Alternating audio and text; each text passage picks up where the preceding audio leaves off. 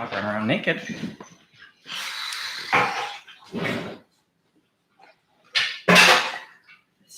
I was thinking very disabled. Yeah, we are gonna keep that in mind, and we are gonna. Why does my live say Rush? Why do I have like a fuck? What? I have an event in my live in Russian. It literally says in Russian, I "Hello, do not- 2024." I do not know. I don't understand. I'm gonna take a screenshot of that because it's gross. Hi Diane, hi Praxis. So in my TikTok, in my live, at the top of it, it says in Russian, "Hello, 2024," and I'm so confused. And it's some type of an event, and I'm very, very confused. Also, sorry, I can't move my camera over here to face me, so I'm gonna be like at a weird angle on YouTube because Robbie is right behind me, and that's usually where my camera stands, and there's no space for it. It's all Robbie's fault, basically, is what I'm trying to say. Maybe I can do this. Is this better? Is this better? I think it's a little too okay. Should be better. Hi, Notabotter. Hi, Joe. Hello. Hi, guys. Robbie, do you want to say hello to people? Yes. Hello. Do you want to? I have dog. on my lap. Yeah, you can come with dog. Come on, Papa. We're gonna go say hello. So many like things standing here for no reason. How is everybody doing today? Hi, Chad. Oh my gosh. Hello, internet. Robbie is going to. Hello, Hello, Bubbas. internet. Hello, Bubbas. Hello. So Robbie deserves a round of applause because he literally drove here from Massachusetts. Hi, Jesse, to stay with me here and drive me to the airport on Friday because I have suitcases and a dog and all this stuff. So Robbie is being like the most incredible friend. I don't know why I just said friend. Like the friend you could ever imagine. So he's literally, Chad says, snap, clap, snap, clap. Oh. Привіт! О, привіт! Я зі Львова, так що ми з одного регіону. Hi, Rob. Do you need advice on how to embarrass Yulia at the airport? Yes, please. That's mean. Oh, I already have a I'm plan. good. Just hopped off live. Was chatting AI for a few hours. AI, interesting. Hi, Veronica. I'm gonna check you in and be like, so she's incredibly psychotic. That's why she has a dog. Can you just please make sure that she gets on the plane? Please, like get a wheelchair for you and everything. Yeah, actually, I'm gonna do it. I'm gonna do it. I'm gonna. You're gonna murder. I'm gonna murder you. And it's gonna be worth it. No, it's not gonna be. So see, please do remember that I do still, you know, like that one person that anytime something, someone does something I don't like, they just ask me, "Do you want me to kill them?" And I'm not sure if they're joking because they're in the military. Cody, hi Cody. Russia is funny in an ironic way, losing a fleet to drones and missiles. No, they're losing a fleet to a country without a fleet. Like that is actually that is the funniest, most ironic part of it. Hi Francisco. Thank you, Francisco, and thank you, Giddy. Do it, Rob, do it, and be sure to film for us. Okay, so first of all, he can't film because he's not gonna go through security. So I can drop you off at security. Yes. Yes. In a wheelchair. Yes. And I can drop you off of the airport roof. No, that's not nice. Neither is pretending like I'm mentally ill and need assistance. Yeah. How are you doing? I'm doing good. Crimea needed new reefs. Yeah, Crimea. People in Crimea and everybody, like everyone in Crimea, is very happy about everybody who's fled Crimea since Russia's invasion is very, very, very happy about what's been going on and about all of the bavovna in Crimea and, of course, about the Russian fleet. So yeah, I mean, hey, it's actually still so funny to me that Russia lost its fleet to a country without a fleet. It's quite hilarious. And mighty Russian fleet, might I add. Okay, so we're gonna dive into the news pretty right away today because it is 11:48 p.m. And normally I'm live much earlier than that. Hi Don. I am really nasal today because, as you can tell, I'm doing swell on recovering. I did get a haircut, which I'm actually liking very much because there is some sort of, action that is like deliberate that's going on at the front of my face. And now when I put my hair in a bun or something, it actually looks like I put effort into it, and it's just, hair. And reminder, as per usual, we are raising money for 6 DJI Mavic 3 Pro drones. Mavic Pro drones for 3rd separate assault brigade. Bear with me. I'm really I'm really off today. And the link to that can be found in my link in bio if you are on TikTok, and in the comments. Grumpy is gonna pin that right up in a minute.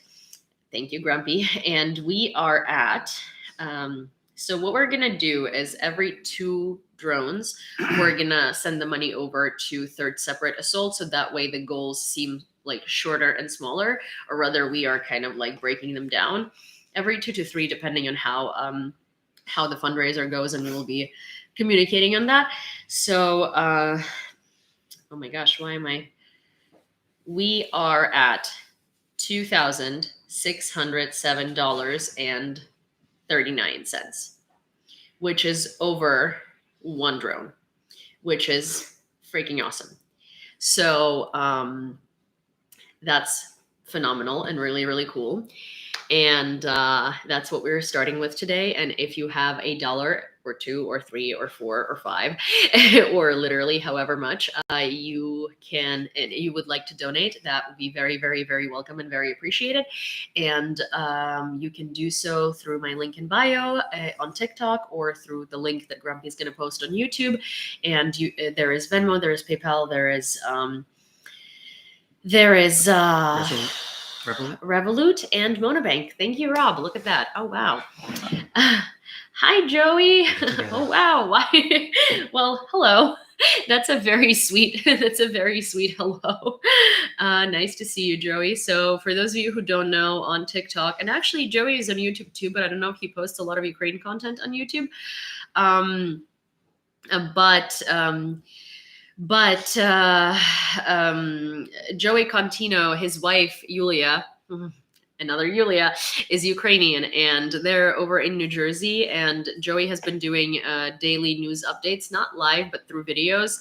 And they're like very comprehensive short videos. They're very quick on TikTok. And he's been doing that for the past 2 years. And Joey is also, he works on the radio. So he has a really good, presenter voice and sort of, appearance and charisma. Joey's wife has a TikTok now. Wow. Oh, I didn't know that. That's so cool. Oh, because probably for the salon, right? Because she is killing it. Did you move, or are you in the different room? I'm in the same room. I'm just using a different angle. Did you celebrate Christmas earlier this year? So that's I know a lot of people assume that I celebrate Christmas on January 7th. I haven't celebrated Christmas really on January 7th in the past 12 years because I've lived in the United States. And so my Christmas has always been on the 24th, 25th. I would quasi celebrate Christmas on the 7th with my family. But as in I would call them on the 7th and say Merry Christmas. But the celebrations for Christmas were always done here. So yeah, and my family this year moved over to 25th. And so for me, it's not really earlier. It's actually on time, and it makes things much easier because now I don't have to have awkwardly 2 Christmases. Okay. So if anyone decides to donate during the live, I will announce the donation. If you want your name to be announced, then you can say so. I normally don't announce the names. I just announce the amount of the donation, and I announce the tally of how much we are at now, because I don't know if people want their names out there. So there is that. And And and I will obviously be keeping you updated on any donations that come. Okay, you can mention me if you want. All right, thank you, Veronica. We just got, hi Niels. We just got $50 towards our fundraiser, which puts us at that's a great start, which puts us at $2,657.39. PayPal is working. Yep. Robert is snapping. Thank you, Veronica. That was really cool. I thought you came out to yell at me, and I was like, it hasn't been 30 minutes yet, but also... It is like 10. Oh, really? Oh. So this is the little... Cherub. Well, how would I say? This is a very feisty teenage creature that's about to turn 20. And for that reason, the creature thinks that he can, No, I work a lot, and I go to sleep early because I have to wake up in the morning to go to work. How sweet. What time is early? What time is work? Work is at 11. Yeah, you definitely need to be asleep But by I wake up 11 at p.m. 8 or 7 to be able to make it breakfast, to prepare myself. I love that this kid is so spoiled because most people go to work at 8 a.m. and they do not complain nearly as much as this creature does. Not that I'm complaining, I'm saying I wake up early. You're so excited. You're so bad. Literally, he just choked on his own water because he doesn't even believe what he's saying. Propaganda. I'm lost in chat. No one sees you, anybody. Oh my god.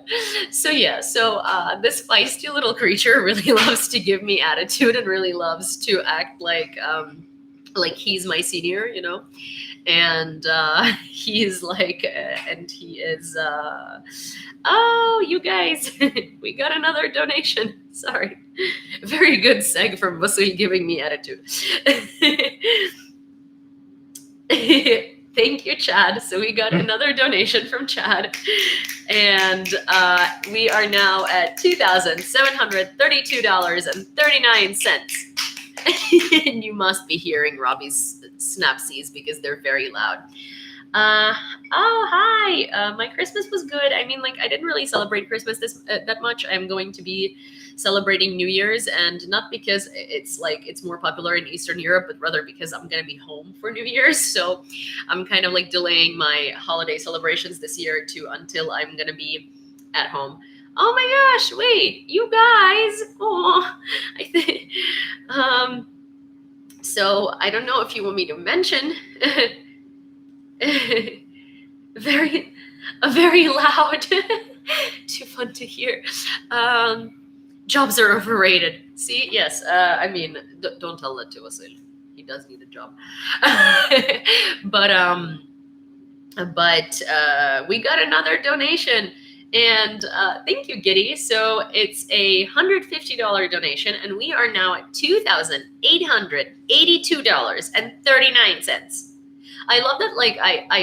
I added up all the cents because sometimes when you send from a different country, it will subtract. So for instance, if it's Australian dollars or Canadian dollars, my PayPal will then convert it to this random amount, and I actually do add up the cents, and I find it so funny that there is always the cent part. I'm always we are at this amount and 12 cents, and I'm always so the way that I'm used to the way that my diction works, I feel like I emphasize the cents part, and I feel like I'm making the cents seem more important. But yes, we are at $2,882.39. I think that's better. I can't keep snapping. My fingers are gonna fall off. You're fine. You don't have to keep snapping. Snapsies. Which is the most, stereotypical thing Robbie could do. What? The most stereotypical thing Robbie could do. You know what this creature did today, Robert? He was driving, and he was obviously bored. So he was he was talking to me, and What did you tell me? What did I say that you told me you're gay? I said I'm gay. No. You told me I I'm was gay. happy. No. But you were like, what did I say that you were Oh. like making the joke? Anyway, so I said something and he was like trying to say that I'm lame, right? And so he goes, "You're gay," and I'm like, "Well, Robbie, I'm really far away from being gay." And he's like, "Stop being so homophobic. You're literally gay in every sense of this word, except for your sexual orientation." You're just like so not gay. But yeah. So, anyways, alrighty. Oh, Chad is like doing snapsies too, but with the thing. Okay, 2 Russian ships left Feodosia Bay. So I noticed that a lot of people in America pronounce Feodosia as Feodosia or like Feodosia, because it seems. I mean, it seems like Cappadocia and stuff like that. It seems intuitive, but it's Feodosia. So I guess like for English speakers, it'd be easier to say Theodosia, but it's not Dosha, it's Feodosia. And it's not even its real name to begin with. It's Russia assigned multiple Krim Tatar cities in Krim these Greek names. And actually these, is Feodosia Akyar? Akyar. Feodosia is Akyar, right? No. I actually don't know what Feodosia is. I can find it. Yeah. So I'm still learning what the real names of Krim cities are. Did you call your best friend Creature? I called my business partner Creature. Oh! Listen, I'm leaving. I'm leaving. Bye. I call people that I love the most ridiculous things. That is literally just my MO. I call my dog Bubba. I call her Gremlin and Buzuza and whatever random things. And and some like I had a boyfriend at some point, and I referred to him as Gizmo for no reason, because it just so happened. And then I just started calling him Gizmodo, and there was nothing. There's really nothing. Just never mind me. I make up ridiculous names for people that are closest to me. So like, hi September. And also, am I in a different country? What do you mean? Like in a different country than what? Americans. Well, I'm not American. I'm Ukrainian. How do I find you on PayPal? You can go to my for the fundraiser. You can go to my easy. You can go to my profile and you can click on here, like the link beacons, and it will bring you to here, and then you click on here on the fundraiser. Feodosia is cafe. Well, for some reason, cafe, yeah. And and then here you have all the options, and there is a PayPal link here. Or if you scroll down, there's also an email that you can copy paste. So I hope that helps, and if it doesn't, let me know, and I'll help you further. We have a map of Krim. So our Substack with all the names. Oh, I can make it. Make it public. So on our Substack for the People's Media for our podcast, we will make the Krim map public so you can see the real names of the Krim cities. I'll do that right now. So Feodosia is actually Kefe. And this happened, so 2 Russian ships left Kefe Bay, which is a city in Krim. This happened a few hours after the Ukrainian military struck the port and the landing ship Novocherkassk, which was there. Due to the great distance, it is impossible to identify the ships. However, judging by the size, we are talking about 1 military ship and 1 boat of the Black Sea Fleet of Russia. So at this point, literally most of Russian Black Fleet is gone from Crimea, and it is back to Novorossiysk and Abkhazia, an occupied territory of Georgia. Or its lesser known, however real name, Sakartvelo. So if you've been following me for a while and you've been listening to either Ukraine War Brief podcast, or you've been watching my lives or watching my videos, then you know that I don't only tell you the news, I also give you a lot of context. And so one of the contexts is that Russia renamed a lot of countries from their real names to their Russia assigned names. So the real name for Georgia is Sakartvelo. The real name for Armenia is Hayastan. The real name for Crimea is Krim. The real name for Finland is Suomi, and actually Sweden called it Finland. And in the country, the name is Suomi. But a lot of post-Soviet influence countries really have been renamed by Russia for it to sound more Russian and be easier. So the real name for Georgia is Sakartvelo. The Ministry of Defense of Japan handed over several Mitsubishi Type 73 cars to Ukraine, the Embassy of Japan in Ukraine noted. Cars were handed over on December 21st in an unspecified number. Also, we just got another donation of $20, and that puts us at $2,902.39 for DJI Mavic Pro 3 drones, Mavic 3 Pro or Mavic Pro 3 drones for 3rd Separate Assault Brigade, the famous brigade that stood on defense of Bakhmut. Oh, thank you, Chris. Awesome. Thank you so much. Well, Robert, I don't see your snapsies. I love bothering Robert for no reason while he's editing the podcast, which actually is going to come out in 2 parts. It was going to be a very long podcast, so we divided it onto 2 parts. Also, YouTube chat, you're being so quiet. I'm like not used to it. Usually it's so lively, but I guess it's really late tonight. Commander-in-Chief Zaluzhny believes that the Ukrainian soldiers' withdrawal to the outskirts of Mariinka, a place where the Russians systematically destroyed streets and houses for almost 2 years, doesn't hold particular resonance. He emphasized the significance of every piece of Ukrainian land, but stressed, the lives of our soldiers are of greater importance to us. Additionally, according to him, as of today, the armed forces still maintain a presence in the northern part of the city. The satellite image reveals the aftermath to the attack on the port of Feodosia, or better known as Kefe, or rather less known, but its real name, Kefe, in occupied Crimea. Besides the Novocherkassk, another ship can be seen partially sunk, indicated by a highlighted yellow rectangle. The comparison was made using an image from December 24th. So here's the satellite imagery that basically shows that there has been another ship that has been sunk. So this yellow, okay, one sec. I'll show it to YouTube first.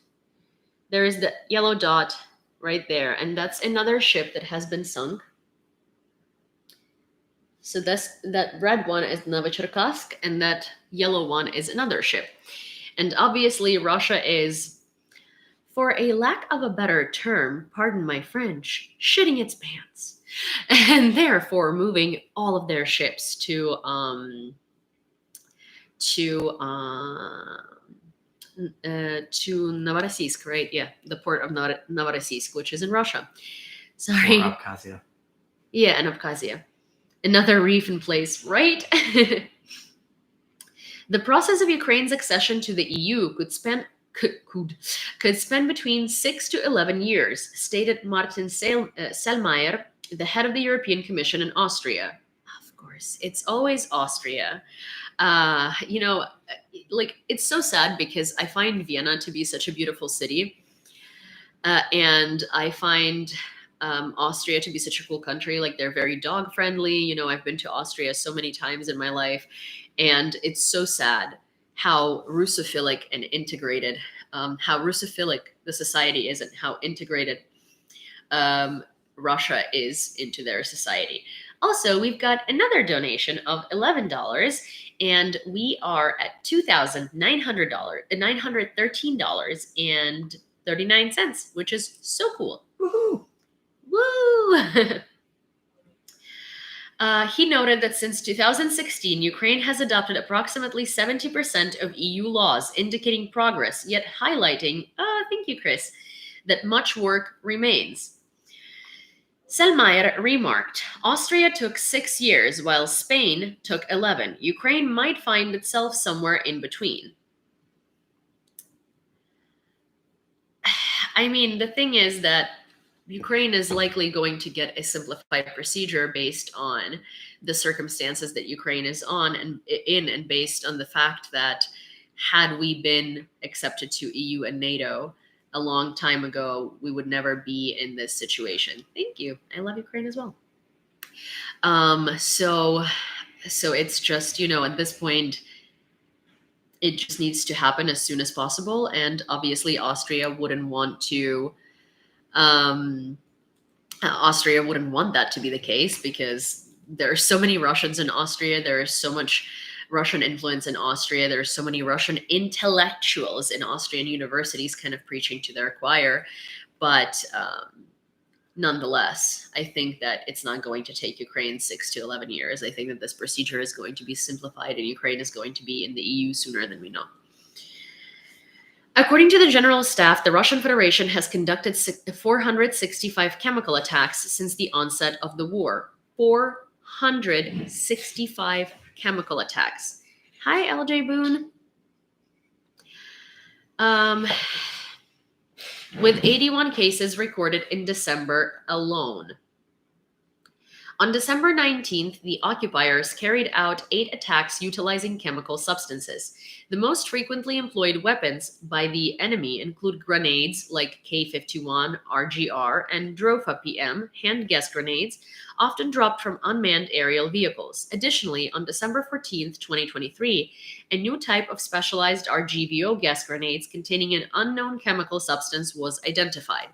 Yeah, so Russia is kind of like known for using chemical weapons and using poison. Well, it depends. Like, so to eliminate singular targets, it's poison. To eliminate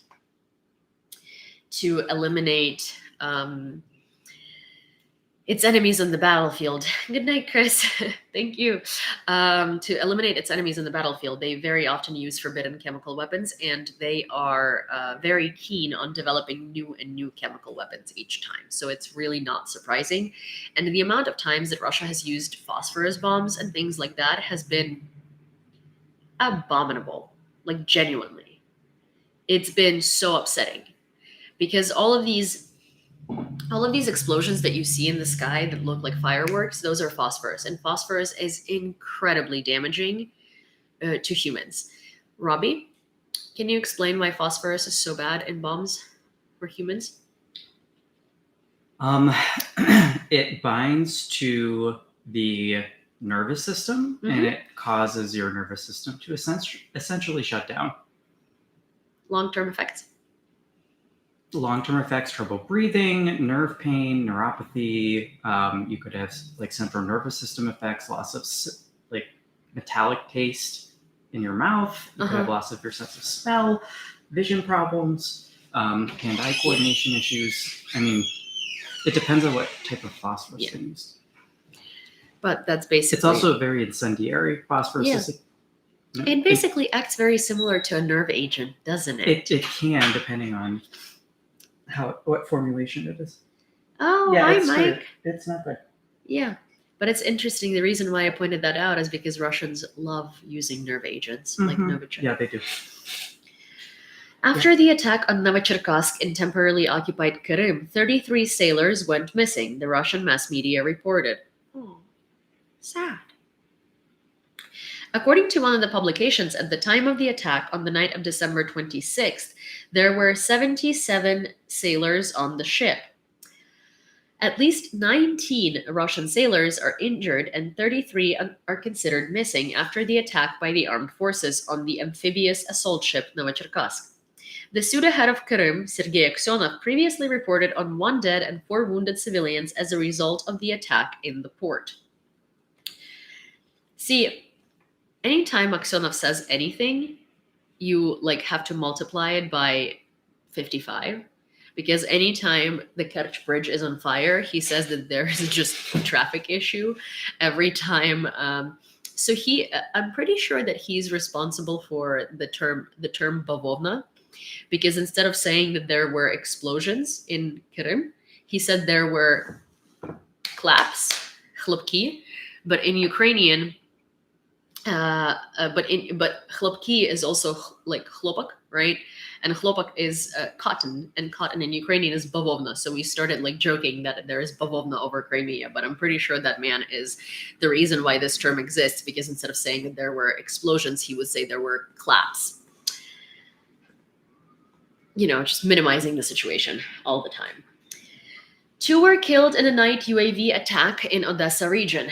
One of the 12 shot-down drones crashed into country houses in the suburbs of Odessa. 1 person died on the spot. Another man was hospitalized in critical condition and then died. There were also 4 injured people, including a 17-year-old boy. Russian forces attacked a hospital in Borislav, Kherson region, with a drone, 1 injured. So Russians have been targeting Kherson incessantly lately, and they have been targeting Odessa a lot as well. But it does seem like for the jets. Yeah, but it does seem like Odessa has a Patriot battery, or there's a Patriot was deployed in Odessa, right? Yeah. So Well, Odessa. So there is no confirmed information, and it's strange that all the names of the places are the same. Odessa or right down the street. What? So we do think that that the reason why Odessa has been so good at taking down all of the air defense, all of the missiles, is because that Patriot that has been given to Ukraine has been put in Odessa. Yeah, no, but Don Stellan OPSEC. Yes, no, but that's so here's the thing. That's a speculation,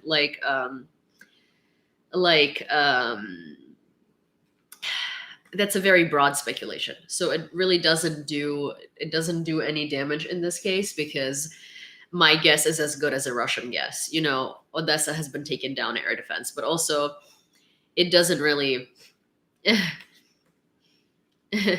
but also it doesn't really matter as long as they don't have an approximate location of it. So there is that. But that's fine with that's fine under OPSEC. That is that is a speculation. That is a speculation as good as like literally a Russian speculation would be. I'd believe you first, but that's because you know me. But also like it's just a guess. The German air defense systems are putting. All right, Sam. See, that is a little more specific. In the morning, the occupiers used an unmanned aerial vehicle to attack one of the hospital buildings. Windows and doors were blown out of the building. An employee of the medical institution was injured. The head of the Borislav district administration, Volodymyr Litvinov, informed EU to prepare 20 billion euros contingency plan for Ukraine in case of Hungary's veto, Financial Times reported. The article states that the EU is looking for a way to sidestep Hungarian Prime Minister Viktor Orbán's veto, which blocks economic aid to Ukraine worth 50 billion euros. One of the ways could be a 20 billion euro scheme that does not require unanimous approval by all EU countries. This scheme would involve participating member states issuing guarantees to the EU budget, enabling the European Commission to borrow up to 20 billion euros on capital markets. Some countries, including Germany and the Netherlands, would need parliamentary approval. The precise terms are still under discussion, and the final amount would be set according to Ukraine's needs, the Financial Times sources reveal. However, previously approved by the European Commission, the 4-year 50 billion euro aid financing plan for Ukraine remains relevant. The EU intends to return to this issue at a planned summit on February 1st.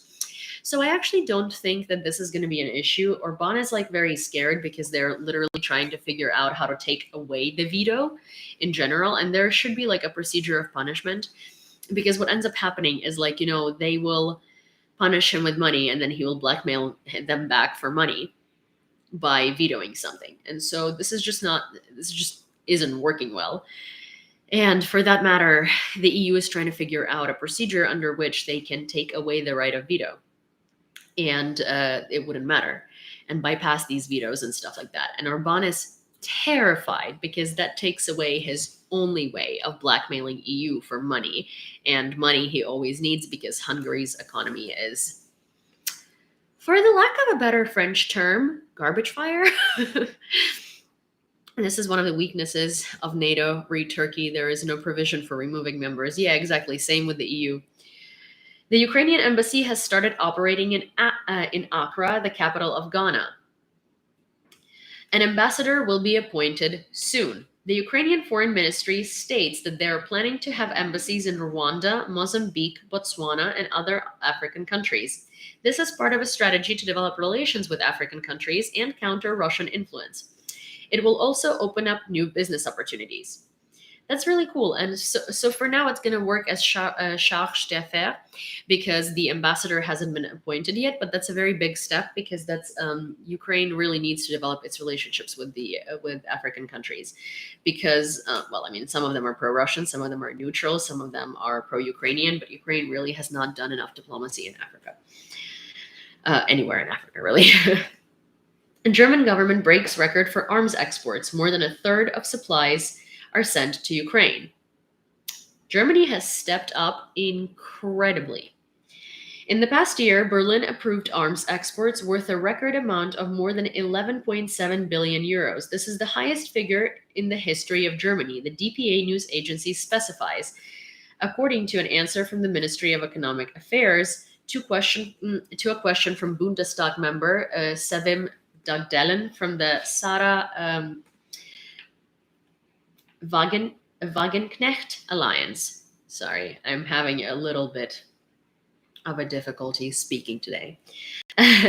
According to this data, the previous record set in 2021, 9.35 billion euros, was already exceeded by 25% in mid-December.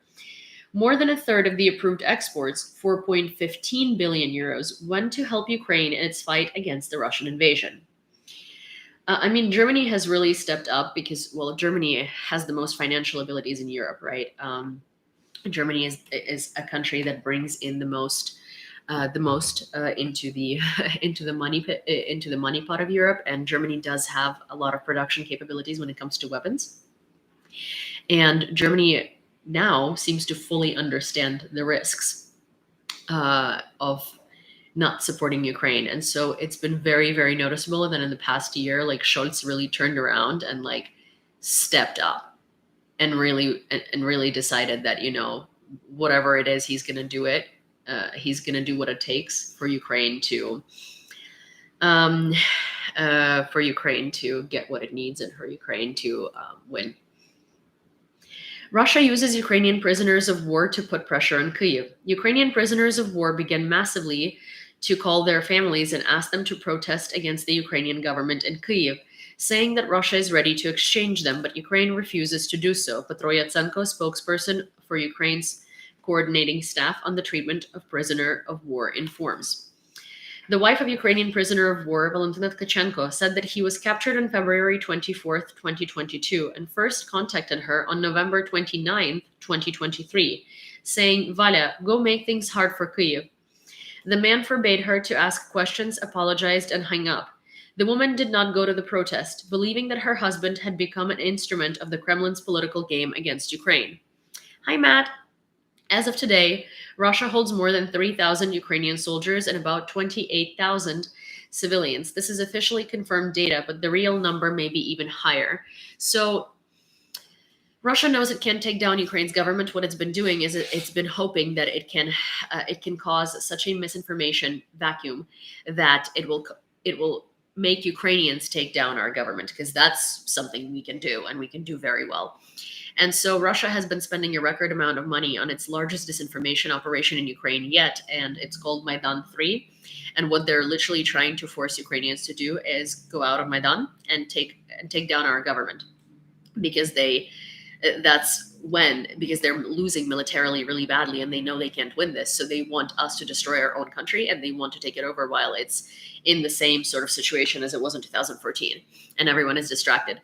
And unfortunately, some of it is working, because I see a lot of people arguing about these things online, and I see a lot of people sort of falling for the misinformation, and I see a lot of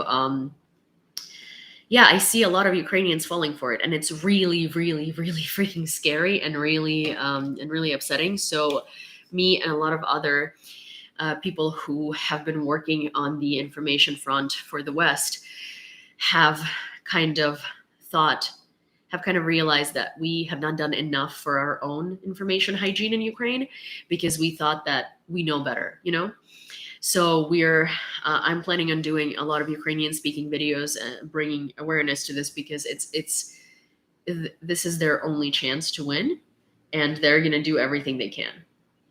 And it's awful.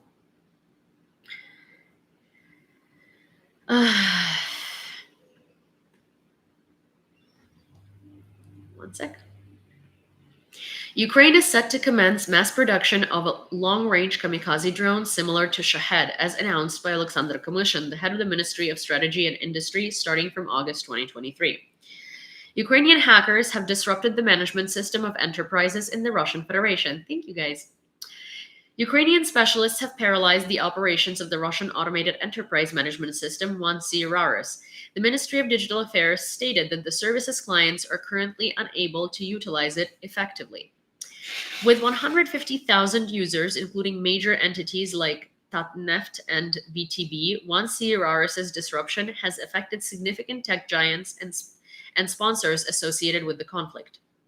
As a result, customers in shops and gas stations are unable to process payments, resulting in substantial financial losses for the Russian economy, as per the press service of the Ministry of Digital Transformation. I mean, when Ukrainian hackers target stuff, they do target it very well.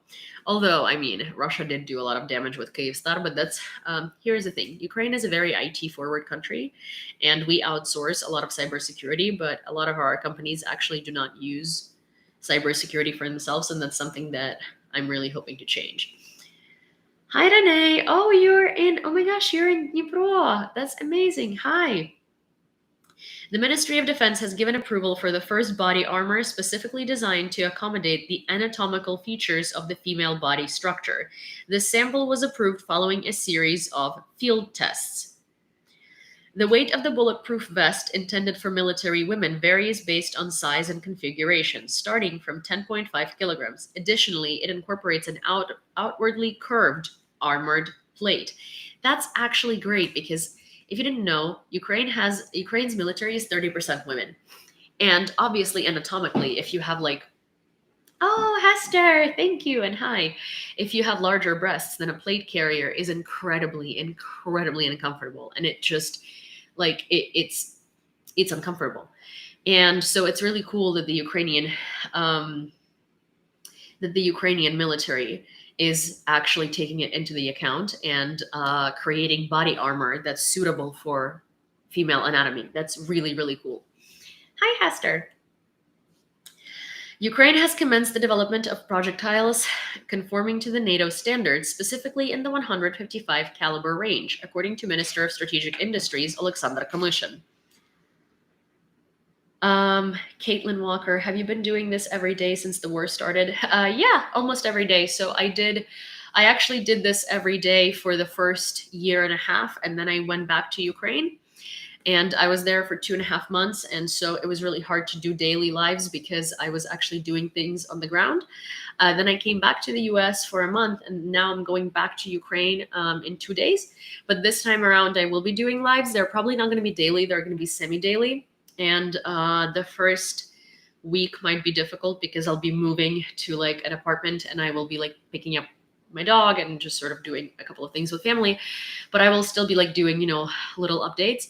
And then I will be doing daily lives. But what I will do is, if you don't follow me on Instagram or Twitter, but you have it, or YouTube, I suggest you do, because I'm going to submit a poll to see where most people are located in the United States, so we can pick a good time, because I'm going to be 7 hours ahead. So I can pick a good time for me to go live, so everybody is comfortable, because obviously now it's going to be better for the Europeans, but it's going to get worse for Americans. So I am going to try to figure out a good time. But thank you. That's very sweet of you. Plans are in place to initiate serial production next year, with ongoing testing already underway. Additionally, the minister stated that Ukraine presently manufactures dozens of long-range drones each month. However, there are ambitions to escalate production significantly to thousands by 2024. Hi, Lisa. Привет. Hi, Christina. The US allocates $250 million in military aid to Ukraine. This is the last package this year. Secretary of State Blinken. I vote for 9 a.m. Arizona time. Ukrainian time works for me. Yeah, I know. All the Europeans are so happy. It's like funny because all the Americans are like, oh no, what are we going to do? And all the Europeans are like, yay. Like, yes. It's like, you're, it's Europe's time to shine. Oh, sad. Russians getting hacked. Yeah, I know. So sad. We are all sad. They don't daylight savings time here. There. Oh yeah. No, we do. We do daylight savings. Excuse you. We just do it like 2 weeks later. Well, if you do midnight Ukrainian time, it's great for me. Nope. I'm planning on getting on a. Oh yeah, Arizona. Yes. I am planning on getting back to like a reasonable sleep schedule in Ukraine because that was working out fantastic for me when I was there, and it's never working out fantastic for me when I'm here. But you guys, I gotta go help Rob edit the podcast, and I had brought laundry from my neighbor because they have a washer and dryer and I don't, and I need to pack it into the suitcase because I'm leaving in a day, the day after tomorrow. So I'm sorry, schedule. Say what? Well, my sleep schedule in Ukraine was phenomenal, Kat. I was going to bed at like, Robbie, when was I going to bed in Ukraine? At like, Okay, we don't want to talk about our sleep schedules in Ukraine because it just makes me sad. Okay, yours was horrible, but mine was was also not as bad as it is now. You were going to bed at like 11. I would say midnight. No, at some point I was going to bed at 11. Tail end, I was going to bed at midnight. It was not 4 a.m. No. Thank you, Hester. And thank you, Yulia. Thank you, Christina. Fundraiser total. I never do totals at the end, but yes, that's a good idea, actually. So fundraiser total to date is $2,913. And did you have to take ice when I was announcing? Did you have to make all that noise? $2,913.39. Whoa, right? Awesome. Well, have safe travels and trip. Well, I'll still do this tomorrow. I'll still be live tomorrow. You know me, guys. I don't really take days off. There has to be something very strange happening if I'm not live. But yes, I am gonna go live. Okay, see you guys tomorrow. Thank you for listening to the news. Thank you for donating. Thank you for sharing. Thank you for liking and thank you for just being here and supporting Ukraine. Hi, Paul.